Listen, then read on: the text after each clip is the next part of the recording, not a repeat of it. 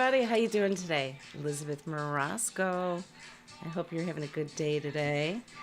And I think I got a little echo coming back, but there we go. Hey, everybody. Happy Tuesday. It's Elizabeth Marasco, and I'm excited to be here finally today. I was trying to come on for our 2 p.m. little time slot for a free training, and it was like everything that could possibly be a hiccup happened. And in fact, we're going to be talking a little bit about how you can prevent a hiccup like I had today in a little while. But for those of you that are new, or if you're just tuning in right now for the first time, drop me a hello. And if you're live with me, let me know where you're tuning in from, or if you happen to catch us on the replay. I always come back and read the comments, so let me know where you're coming in from. And today we're going to be talking about some really cool things, including, focusing on live streaming. Specifically, I want to talk to you about knowing some of the limits with live streaming, where you're at, and also some possible equipment that you could use if you are going remote. Let's say that you're going to be using your cell phone and you want to stream something. Some things that you can do to make it a little bit of a better experience for your viewers, and some cool things for storage, which is really super important. And we're going to be jumping into that right in a second.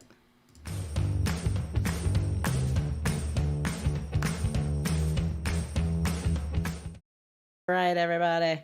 So number one, one of the big things is knowing your limits, even, whoops, one screen ahead. But even when it comes to, basic things, everything can only take so much weight in life. Whether you're carrying a truckload of stuff, you should know, can that truck carry that weight? And the same thing with your live streaming. You need to make sure that the equipment that you have is going to be able to help you get where you're trying to go.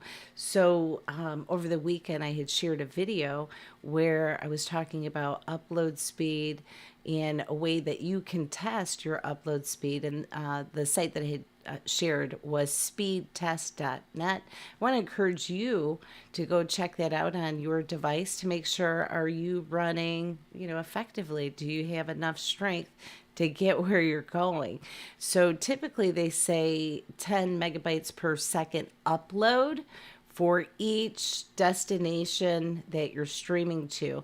And last week, I think I was streaming to 5 different places, and I had found a couple of little hiccups, some with the software that I'm using, but also just in terms of, it started getting a little bit scrambled.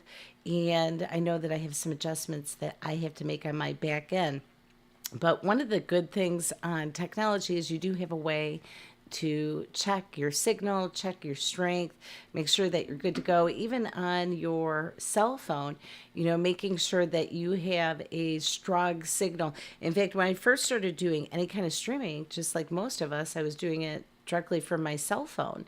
And outside, this was specifically with Kudos Magazine. We were doing a lot of more grassroots promotions, talking about things from a local perspective. And I was doing a lot of the videos even out in my yard, out in the garden. And I had found that there are certain spots where my phone would just like cut out. Sometimes it kept like buffering back and forth between the Wi-Fi to my house and then my cell phone. It just turned into a total mess. So one of the things that you can do there is just make sure that if you are outside and you're going to be walking away from your Wi-Fi, that you just disconnect it before you even go live. And then that way you're not, struggling going back and forth and losing signal.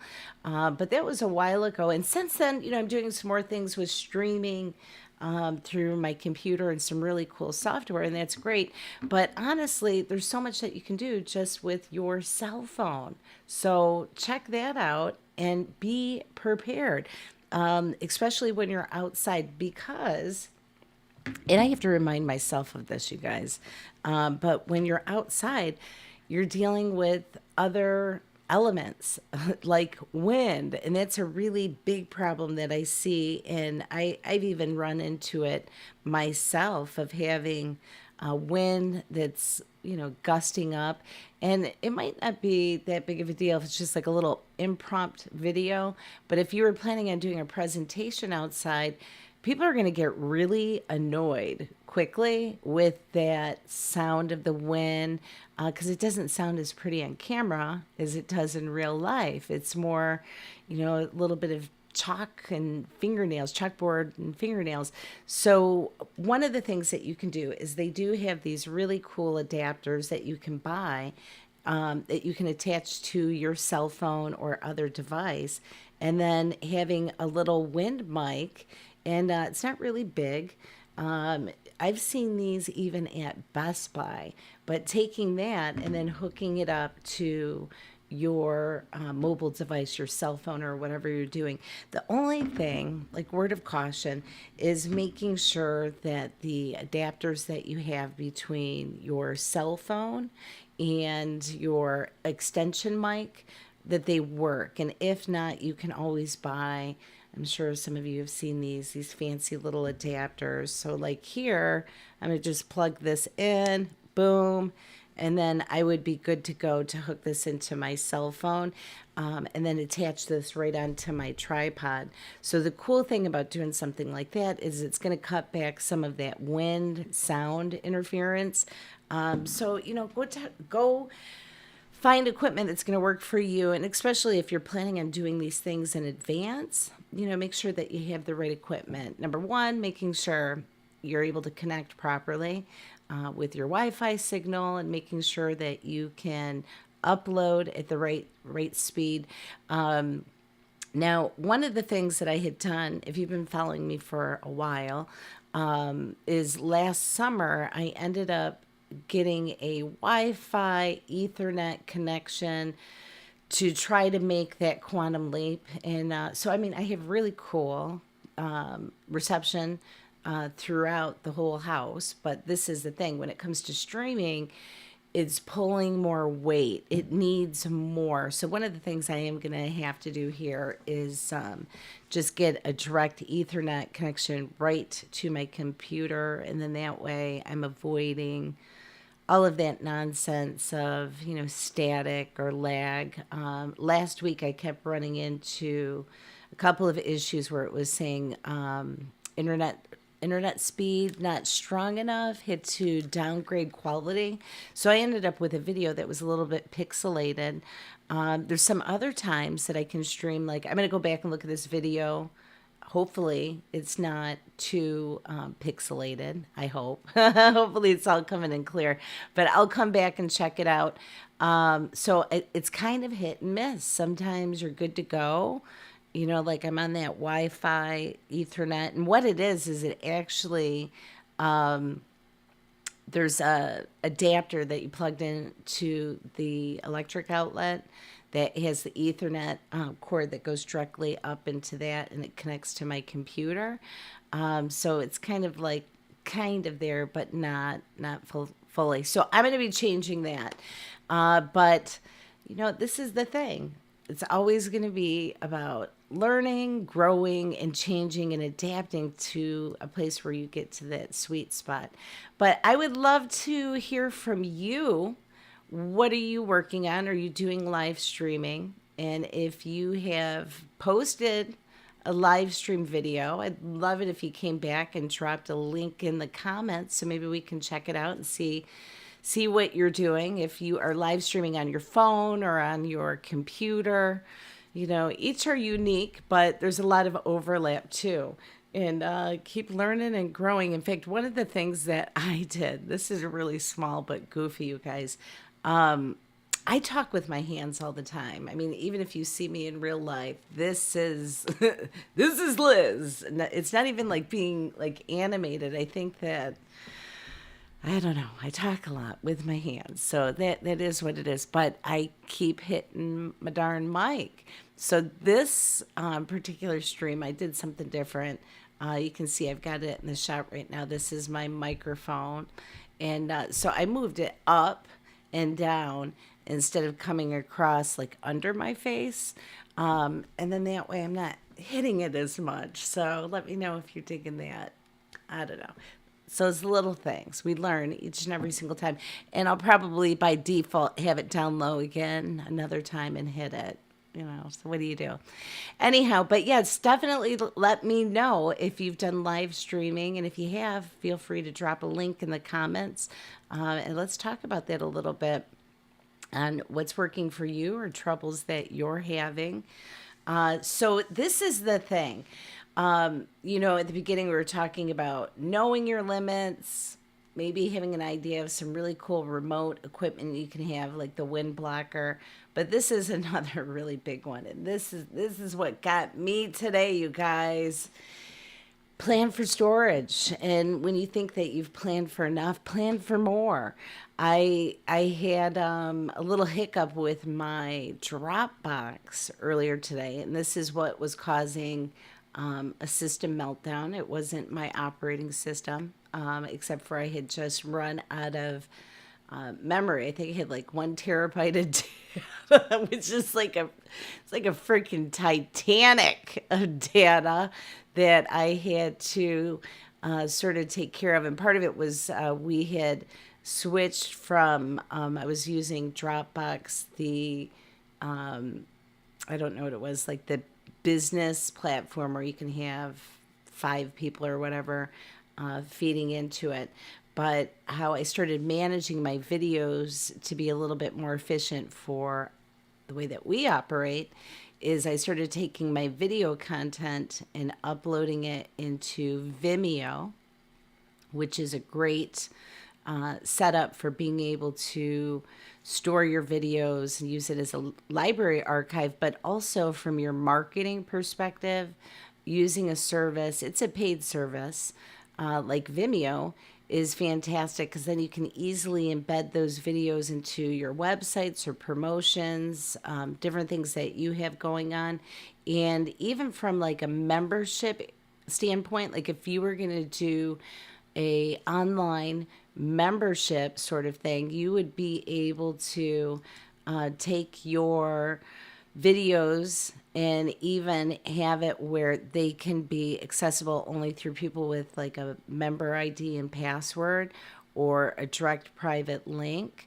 Or even being able to, this is one thing I love, being able to keep your sales presentation, including like the videos that you're playing, only focused on your presentation with Vimeo is possible. Because, for instance, with YouTube, after you're done with YouTube, there's that pop up that will say watch other videos, and it could be to a video of your competitor or to whatever. So you want to be able to keep your audience engaged and focused on what you're saying without additional distractions. So I really do like Vimeo, but I moved a lot of the videos on over to there, and that has been helpful in the sense that for the marketing and being able to integrate it easily, and then taking up some or freeing up some space in my Dropbox account.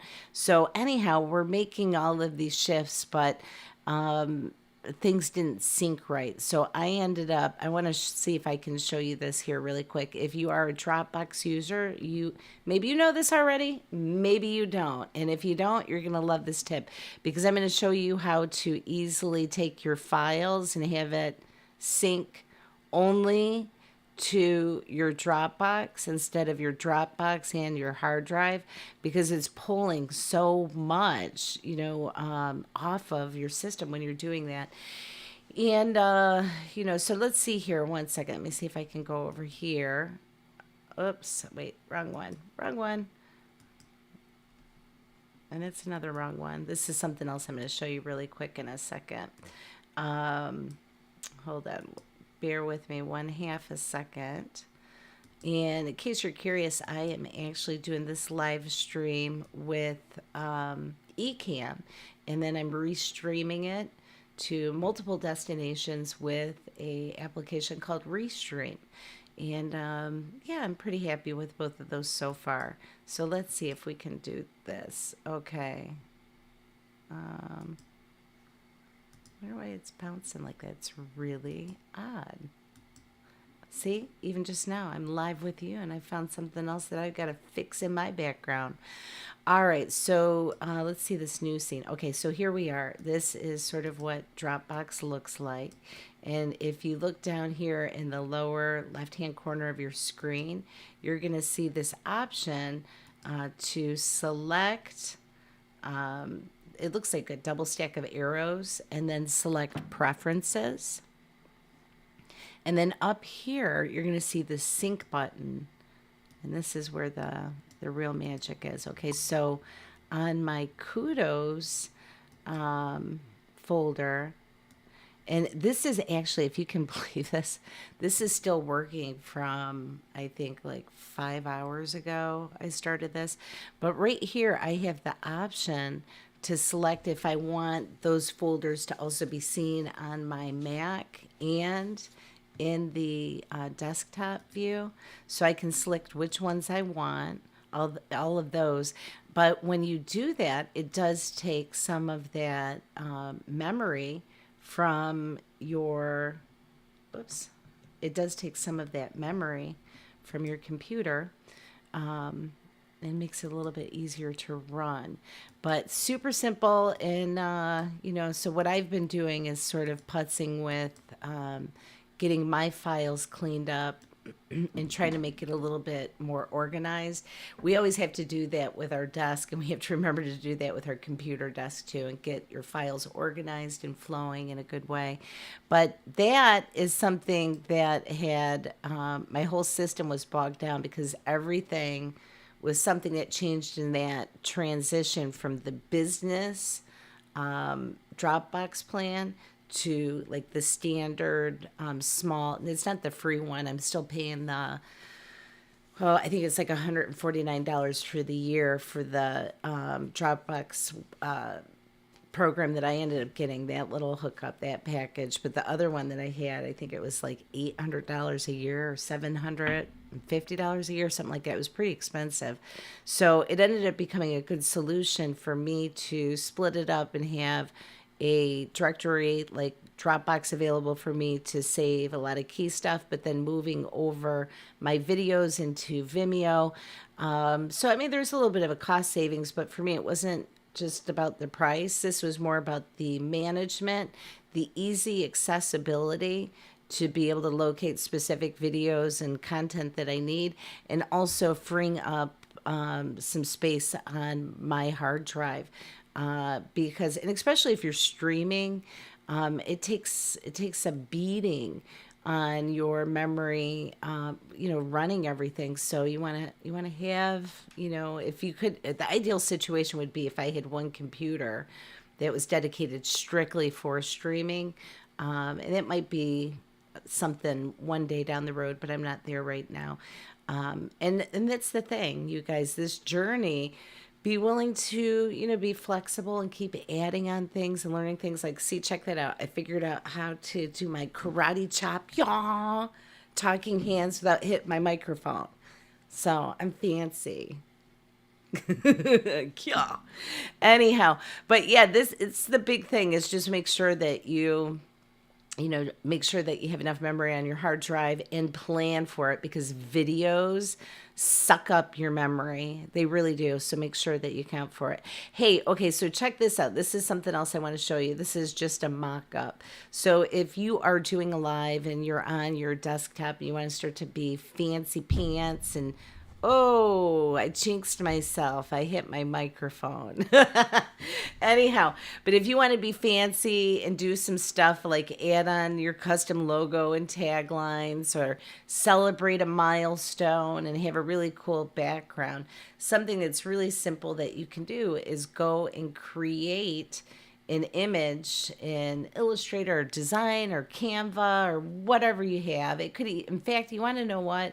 You could even use a photo that you take on your phone, and then reframe it to be the size of a video. What is it? 180 by 920 or something like that.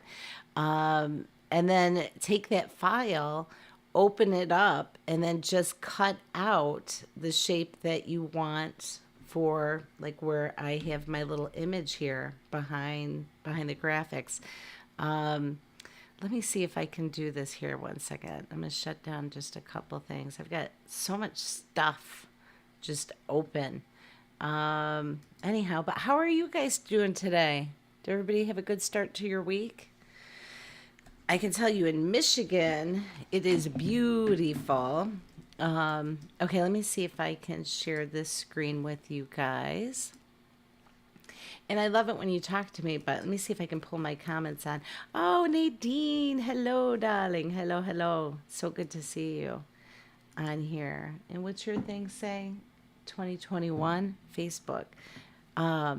Yes, so with Restream, you have to allow the software to repost your name for privacy.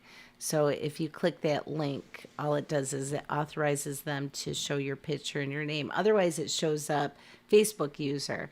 Okay. Oh, so Facebook user wrote, what did they write? Facebook, ready to go. Had my first appointment. Went well. Oh, Sheldon. Hey, long time no talk. I hope you are doing great. It's a good time for getting out there and doing some spring sales calls and all that good stuff. And it's always great to see you here too, Aunt Nadine. It's a little joy of the day. All right, let's see. How do I get over to this one scene really quick? I'm just trying to share my screen with you on Canva. Now, the last time we did this, I'm going to tell you, I'm actually guinea pigging right now, you guys, because the last time we went onto Canva, that's when everything started going wonky and I lost my signal and started becoming pixelated. So we're going to try this. We're going to try it one more time, see if this works this way. Oops. Okay, here we go.